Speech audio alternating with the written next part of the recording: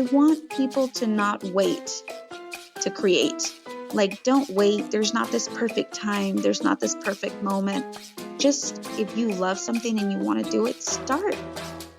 Go for it. Even if you have to start small, a few hours a week, if it's something that's burning in you and you want to share it with the world and it's your passion, go for it.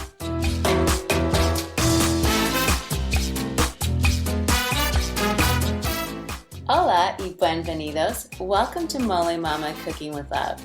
You're about to join us for our weekly adventure where we chat with entrepreneurs, chefs, and food bloggers who are helping us to connect, to be inspired, and to learn. And from Mother Teresa, spread love everywhere you go and let no one ever leave you without being happier. And given who today's guest is, I know that you're going to leave happier. This woman just oozes joy. You might want to be making a drink.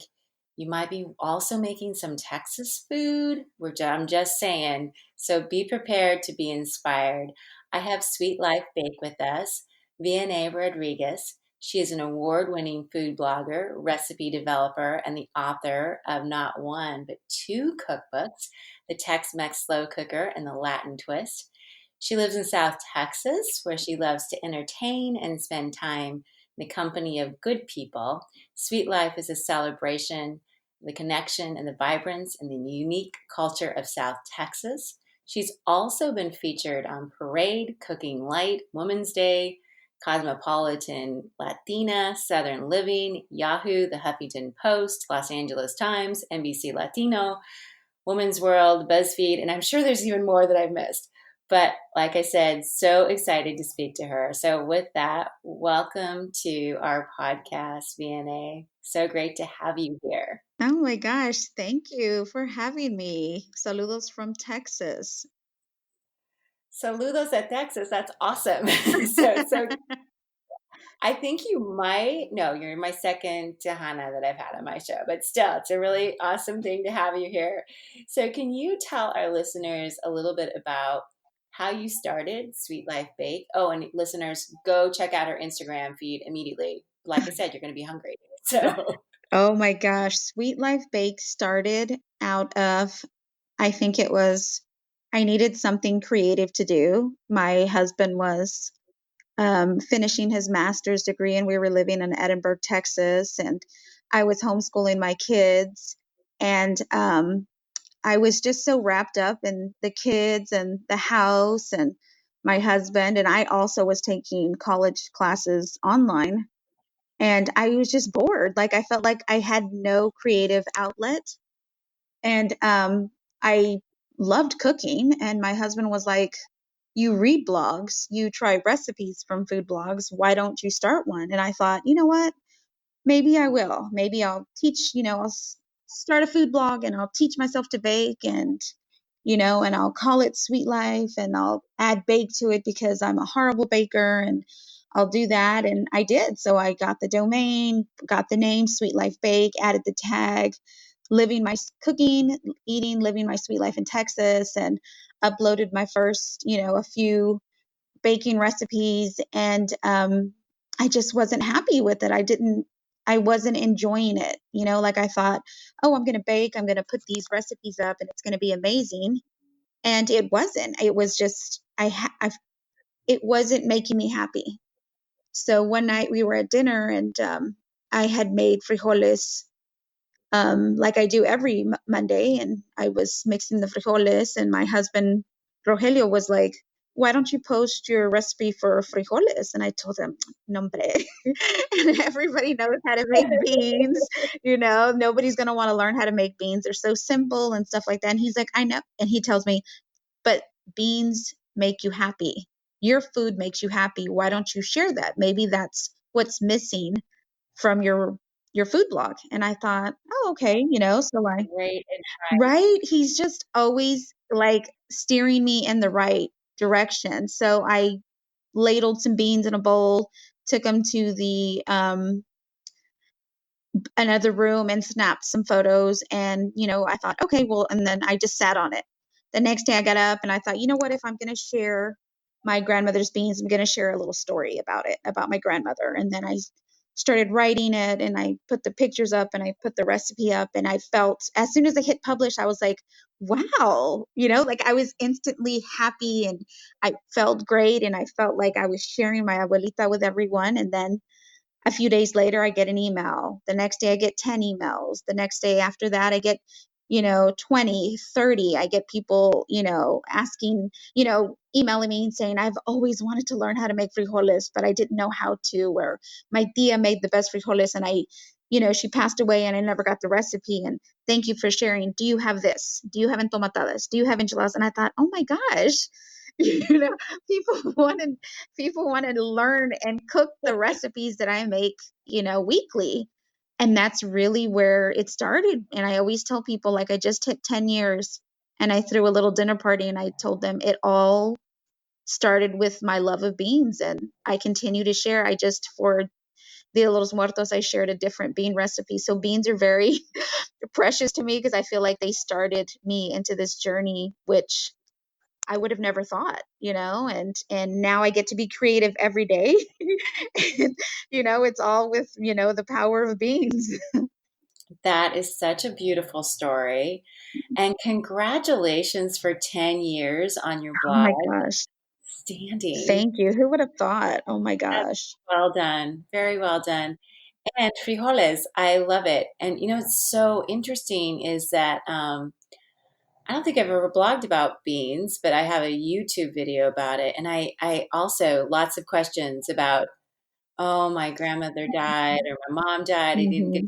to learn. So I think you tapped into something early about this void and knowledge for beans. That's fantastic. I love it. Yes. And I get it now. I get it. We're so busy. Everyone is busy, trying to be the best person they can, trying to raise wonderful children, be supportive, and organizations at work. And I get it. When you get home, by the time you get home, you're so exhausted, you're so mentally drained that you're just like, what am I going to make for dinner? And we don't stop to take time to get those recipes because we're busy, and that's what I thought, what, I'm going to share the recipes I cook and share them. So if anybody ever is online and needs a recipe or wants to reconnect with a childhood plate, it's there for them. And now it's kind of like my older daughter tells me, when you pass away, this will forever be with us. And it's true. It's like the plates of like in my bio, like the plates of my childhood. So it's I love it. I love that. I love that. And I am a bean lover too. Oh my gosh, I love Oh my gosh. frijoles. I love all kinds of beans. I mean, it's just my mother's family is Mexican. My father's was Portuguese, and my mother learned how to make my Portuguese grandmother's beans, which were Hmm. very different. They had like a sweet tanginess to them. And unfortunately, I never learned to make those beans for my mother before she died.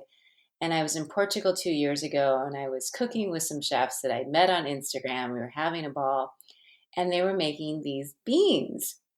And I tasted them and I started crying because they were my Yeah. grandma's beans, My my gosh. Portuguese grandma's beans that I had tried to duplicate and never been able to. And the secret ingredient was wine. I had tried brown sugar and molasses, but again, this simplicity, this Hmm. simple dish that there's so much food, memories, connection to. So I love that we have that I in love it. common. I love the fact that food just opens the doors of communication. It's Food is memories, food is love. Like I always put on all my, on my hashtag amor y comida.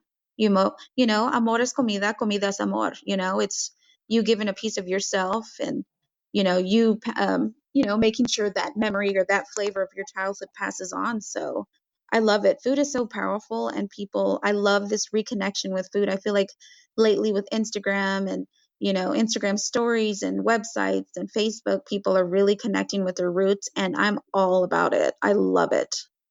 Me too, absolutely. And I always tell everybody that, cooking with food is my love language. So we're very, Hmm. very similar. So, okay.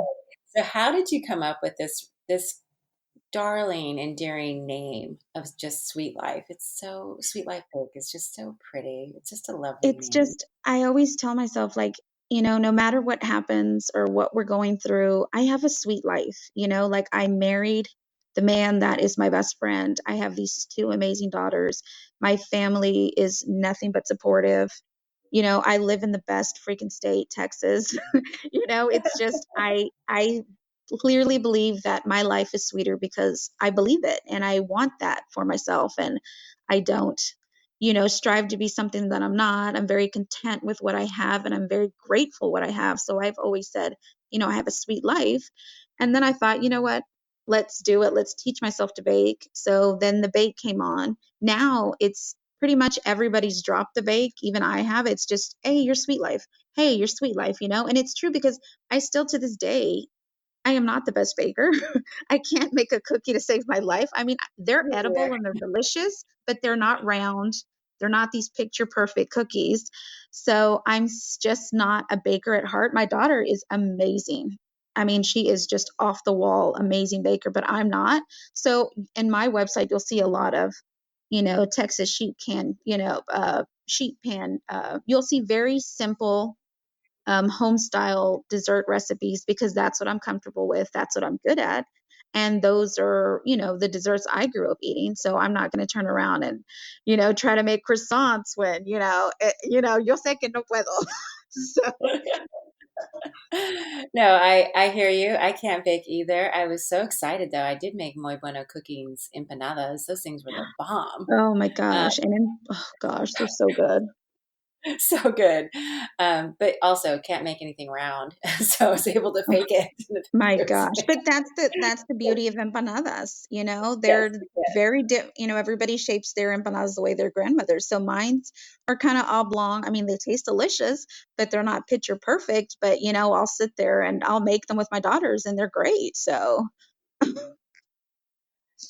Okay, so you're an amazing food blogger, and I mentioned all the places you've already come up, and so you're doing lots and lots of things right.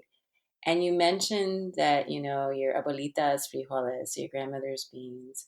So is she the one that primarily taught you to cook, or was it your mother or other relatives that also helped you it learn? re- it it all really started with my grandmother because my grandmother, when she would come to visit us or we would go visit her and my mom spent a lot of time in the kitchen together.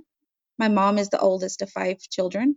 So at a very young age, you know, everybody would get together. They'd wake up in the morning and she would be there next to my grandmother, making tortillas, frying the beans, putting, getting everybody, frying eggs, making sure everybody ate. So her being the oldest, she took right away, she was put in charge of helping my abuelita cook.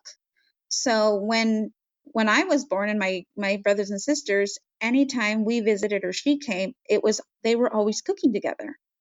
And so my brothers and sisters, they could care less. Even to this age, even now, they just like, we're their cooking is not something that they were drawn to. But me at a young age, I would sit next to the door and just watch them. And it fascinated me the way they, in this tiny kitchen, they would move from pot to table, stirring, chopping, never getting in each other's way. They'd be laughing, they'd be joking, they'd be sipping on wine, they'd, be sipping on a cocktail because my grandmother is also the one who gave me the love of cocktails because my grandmother loved a great cocktail. So she loved to entertain and she was always sipping on wine or something, so it always fascinated me the way they were in the kitchen and I wanted to be there with them. I wanted to be part of that. And so at a very young age she was like, you want to help, come in. So she came. I got to do small tasks, like make the little empanadas, roll the dough, chop a few things, and it all started from there. And it's just always stemmed from my abuelita and my mother. And so I always say, if I want to be them, that's, when I grow up, I want to be, I want to be my mother and my abuelita. And I feel like every day I'm a little closer to that, but I'm always learning. And it doesn't matter how many times I make my rice. If I sit down at the table and I eat my mom's rice, it's always going to taste better because it's my memory of my childhood. So it just tastes, nobody can beat my mom's rice. My grandmother's passed away. She's been gone for a few years. So it's just that memory of the food. So I'm always striving to be, you know, as good as they are in the kitchen. Well, it sounds like you're doing very well in the kitchen and you're inspiring others to have those memories in the kitchen. So that's huge. And I get it about your mom's rice because I'm the same way. It's like I think my mom's rice that I make it's as close as I can possibly get it, but it's not hers. And I think it's not Yes. hers because I do believe that like her secret ingredient is her love, and I would taste that in her food, Yes. and she's passed on, so it's not possible to have that flavor anymore. But I hear you. I'm so connected Very true. to the food and the people in my family that taught me to cook, and what lovely memories that you have. Now, my family wasn't into this cocktail thing, so that's super cool that your family was. 'Cause you have, let's talk about your cookbooks because you have two. That's really awesome. Congratulations. And Thank you. your first one is a cocktail book, right? It is. It is. When I first started the site, I was sharing recipes, and my sister came over to visit, and I made mango margaritas, and we were, outside in the porch drinking these margaritas, and she's like, God, you're like grandmother, she's like, you're like abuelita, y'all like, you like your tequila and stuff like that. And I said, hey, well, you're visiting. I wanted a great cocktail. And she's like, why don't you put that on the website? And I thought, you know what? Yeah, I'm going to try it. So after, the weekend after she left, I started putting margaritas up, and they, soon I was just like putting up once a week. And then I would try these, crazy things. Like I made a pecan pie margarita, and then I made a pumpkin margarita, and it just started going from there. And then I thought, you know what? Let me try vodka. And it turned into vodka, and then pisco, and then rum. And I just became fascinated. Like I wanted to know everything about cocktails. I wanted to learn how to make all these cocktails. I wanted to experiment, and just turned into this passion that I still have, that I don't know what it is about cocktails. I don't know if it's the connection with my grandmother, or, you know, making them makes me feel closer to her, but it's just this never ending. I'm still learning to this day about cocktails. And then I went to an event with Nestle. Oh my gosh, this was, I want to say 7, 8 years ago. And I met Yvette at this event, and I had known her on Twitter for about a year and a half, and we had followed each other's sites, and we had been, cheering, because we all cheer each other from the sidelines, like, way to go, I love this recipe, let me tweet it for you, let me, share it on Facebook. Everybody's really, it's a great community. And I met her, and we were on the same flight back home after the event, and we got stuck at the airport. And she had already written muy bueno, and she was, and I loved it because it's a great cookbook. And she shares about her, her mom and her grandmother and her sisters. And she was like, you should really write a book, you should really write one. And I told her, you know what, I've always wanted to write a margarita book. And she goes, you should do it, you should do, and she's, we were sitting there eating pizza and drinking wine, and by the time we're all, a little tipsy, and we're planning out the cover and all these great ideas. And then I told her, yeah, yeah. And then she goes, you know what? I'm going to help you do it. And I thought, oh, okay, great.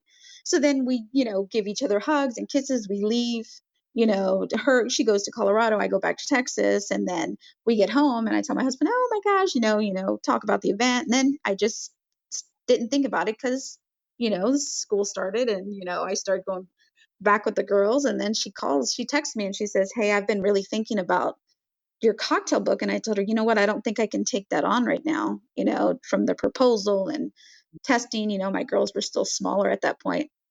And she says, why don't we do it together? And I thought, are you kidding me? Are really? Like, really? And she goes, yeah, I've kind of got the process down. We can break up the chapters. We can do it. And I thought, you know what? Let's do it. So we pitched it. I went to spend 2 weeks in Denver. We, created the recipes.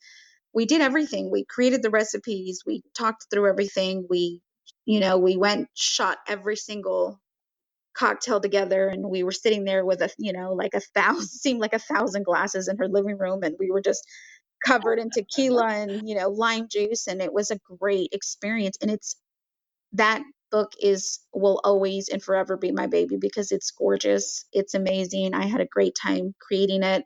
The the photos are gorgeous, the recipes are solid, and it's got great memories. And she really was there to support me and say, we can do this. And, because I would have never thought, I didn't want to take that process on because I didn't know the process. And you start to doubt yourself and you think, I can't do it. And then she's like, we can do it. And, once you get somebody, a little cheerleader on your side and you're thinking we can do it. And it was a great experience and I love it. So it's always and forever will be my baby.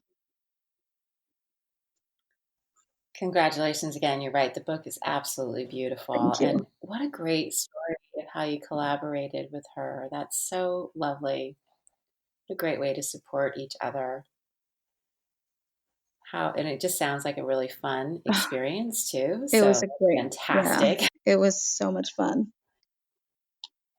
Now tell us about your other cookbook because it's new. It is. I think it's a year and a half or 2 years. It is a love letter to Tex-Mex, but for the working mother, the busy, the busy mom, the busy, parents, the grandparents who are chipping in. It's something that you can have a busy day, come home and still walk into an amazing, your house smells amazing because you've just thrown everything into the slow cooker when you come home, that, dinner served. Because at the end of the day, you've done everything you've had to at work or with your kids. At the end of the day, everyone wants to come home to a great meal. And this is what I wanted with this book. I wanted to capture the flavors of Tex-Mex and, make them easy and accessible to everyone, novice cook, a cook that's been cooking or someone like me who cooks every day. But, I still there's days I don't want to cook. I just want to throw everything in the slow cooker and, have a great meal. So, and then for this book, I brought my daughter. The book is dedicated to my oldest daughter because at that, I don't know if I shared, but my oldest daughter came to me when she was 5 or 6 and she said, Mom, I want to be a chef. And I thought, oh my God, like she was very serious and, she was addicted to Alton Brown and that's all she wanted to do. And she wanted to learn everything. And she comes up to me and she says, I want to be a chef. So I thought, oh my gosh, all I know are my family's recipes and a few recipes I pulled from magazines. What are we going to do here? Because like any parent, you want to give your kid all the tools and, and the knowledge that they can to capture, to go for their dreams. So we really started, checking out books at the library. We would buy cookbooks, we'd buy magazines, and we started cooking Asian food and we started cooking Indian food and we started cooking, German food because I wanted her to have every skill. So when this book came into my lap, I told her, you know what, I'm really going to need your help because I want to make sure the desserts the desserts are spot on. And she was like, okay. So we really did it together. And I dedicated the entire book to her because I knew it would be our last really big cooking project together before she took off to college because her dream was to go to the Culinary Institute of America here in San Antonio. And I knew that if this would be our little project together before she took off, and it worked like to the T. Like the right when we submitted it, she started her process for the college. I was doing edits to it. She was, giving interviews, and now she just started her second year here at the Coloring Institute and she graduates in April. So it's just this little cool project that we did together before I knew she was going to take off and, create her own dreams. And I'm very proud of her. And she knocked it out of the park with that book. And I always tell people, because people are like, oh, I made your concha bread pudding or I made your, churros in the sloker. And I was like, that's all my daughter. So yeah, I'm very proud of her and I'm very proud of that book because I feel like it was a joint effort and it really shows from the photos to the recipes. Well, congratulations with that. And how exciting that something that she said when she was 5, she's doing. Oh my gosh. That's so beautiful. And I'm sure her mama had a lot to do with that. I'm sure she's gotten a lot of support. Oh my Sounds like it. gosh. It's been a ride and seeing her like go to the classes and come home and say, oh, we cooked this and she comes home every day so excited, and it just makes me excited for her. So I'm so proud of her. It's outstanding. It's absolutely outstanding. And what a fun thing to do with your daughter as far as doing a cookbook together. It's beautiful. And for you to Thank you. recognize that she's better already at things that you're not. So that's amazing. Oh no, I always tell people, they're like, "Oh my gosh, are you nervous for when she surpasses you?" And I'm like, "Are you kidding me? She surpassed me at 8. Like let's be serious. She has, I never, like, people always say, "Oh, when they introduce me, chef." I'm not a chef. I'm a home cook. I'm mommy. I cook, dinner for my family. I share recipes on the website, but to have the calling to be a chef, and that is a totally different lifestyle, and training and expertise. She has that in her. So I always tell people, no, are you kidding me? She surpassed me. She came home, she was in a baking class last week, and they went through all these breads that I would never even attempt, and she was just knocking them out of the park. So surpassed me, she surpassed me, and I am excited for her, and that's her dream, and she's out there killing it. So what more could I ask for, That's outstanding. No, I agree. You got to be so proud. That's fantastic. So incredibly proud. So I saw on your website you have so many recipes. Oh my gosh, woman. Oh my So god. what some of your most popular recipes? Oh my gosh. I The margaritas are always well received. Any cocktail is always well received. I've been doing these, I don't know what it is about guanchas lately, that I want to stuff a guancha or put any, I want guanchas everywhere. I did guancha milkshakes. I did guancha Rice Krispies. I did guancha ice cream sandwiches, and people go crazy for them because, I mean, a guancha, you can't beat it. It's one of the most beloved pieces of pan dulce. Everybody's grown up with it. Everybody now is reinventing the concha with all these great flavors and these great, fillings. And so lately it's been where I want to, experiment with the conchas, and those are always well loved. Anything with hibiscus, people know that I love hibiscus, I love tequila, and I love quesos. So you will find a lot of that on the website. Okay, I am a huge queso Oh fan my too. gosh. Oh my God, love queso. Oh, all right. And so do you have a personal favorite recipe? I do. Every single bean recipe, I think, on the website are my favorite recipes. It's just, I don't know what it is. People always ask your last meal. I'm like, are you kidding me? A bowl of beans, some queso fresco, and a few slices of avocado, and I'm good to go. So I think the beans have always been my favorite, and I think they will always, you know, be the most cherished. That's so lovely. Yeah, I would want tortillas, fresh flour tortillas Hmm. with butter. Oh my gosh, Just yes. like that's all I need. Oh It's my just gosh. And nothing beats that. A tortilla straight just off the comal with some butter. I mean, you can't beat that. I absolutely love that. Okay. Now, you've been doing your blog for 10 years. What's the biggest surprise for you? That I've lasted that I've been able to do it for 10 years, because it doesn't, there's weeks that it feels like a job, and there's weeks that it feels like, oh my gosh, like I am drowning. But then there's months that I'm like, I cannot believe that I get to wake up every morning, make a recipe, style it, shoot it, or create a video, or create a cookbook. Like, it's this whole career I would have never thought of, you know?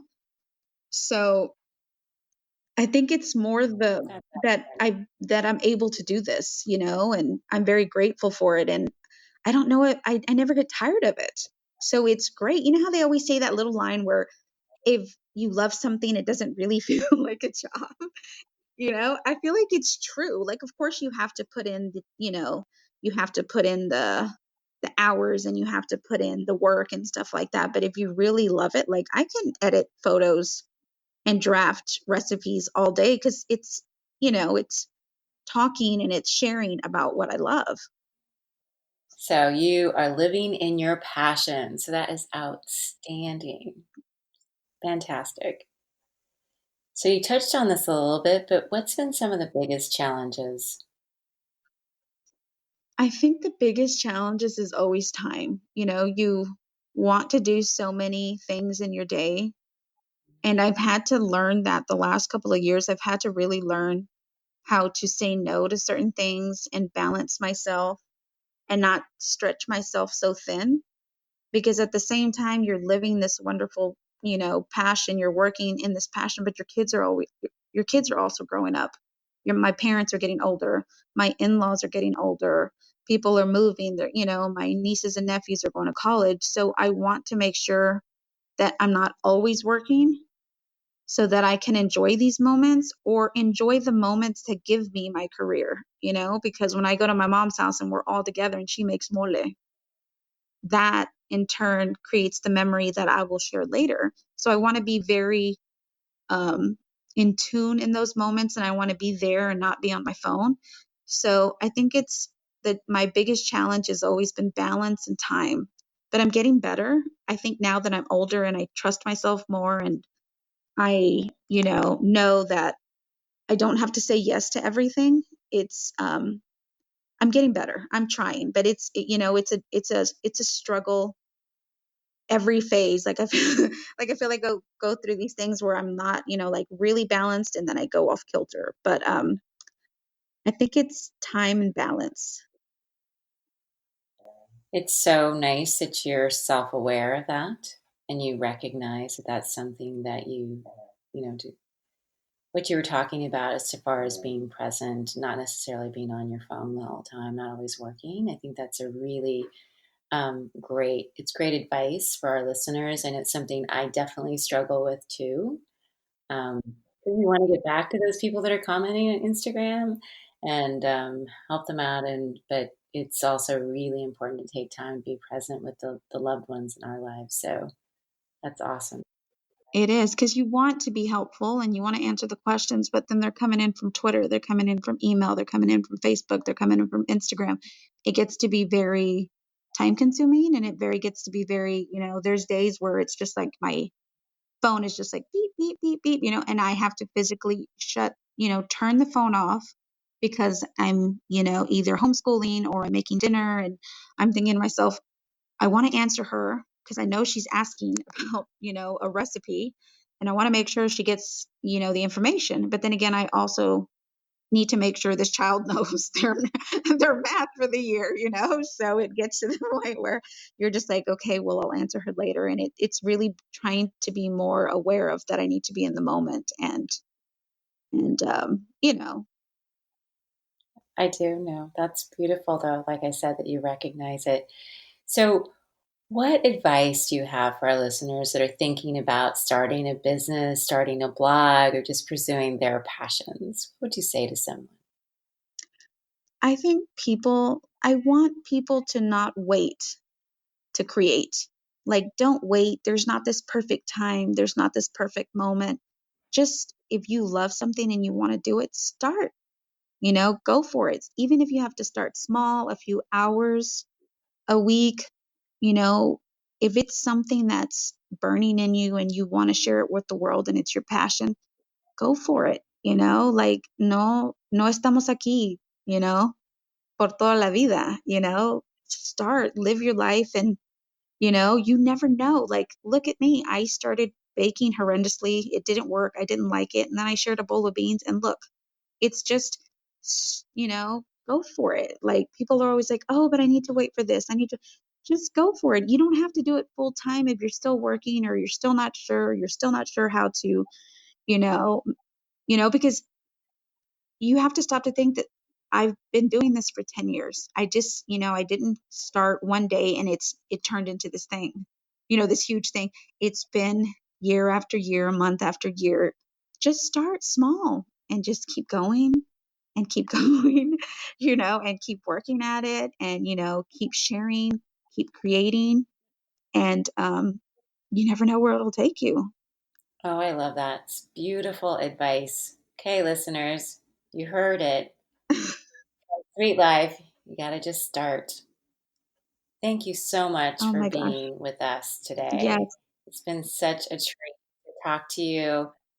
And I'm so excited to see what's going to happen in the next 10 years. So, um, and continue to shine so brightly because you're putting food into our world, but you are, like I mentioned at the beginning of the show, you are putting so much joy into the world.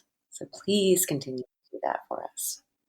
Thank you. Oh my gosh, that makes me so happy to hear because that's all I want. I want people to have a sweet life and have great food and enjoy their family and, learn new things and try new things. And, that's all I want. And I'm excited. I'm excited for what the next 10 years will bring. And thank you so much for having me on. And it's always fun to share my story because a lot of people don't. Like you think you share enough, but then I start talking to you and I remember all these little things and I'm sharing, and I appreciate the I appreciate you asking, and it's been so much fun being on. Well, thank you. I want to thank our listeners for listening. Please visit our YouTube channel if you want to learn how to make guacamole or chimichangas or molcajetes de queso y chorizo fundido or crunchy tacos or any of our recipes. And if you like what you've heard today, please subscribe to our podcast. We'd love to hear from you. Remember to add the most important ingredient to every recipe you make, your love. And as my mama always said to me as we said our goodbyes, que Dios te bendiga, may God bless you. Thank you for tuning in to Mole Mama Cooking with Love.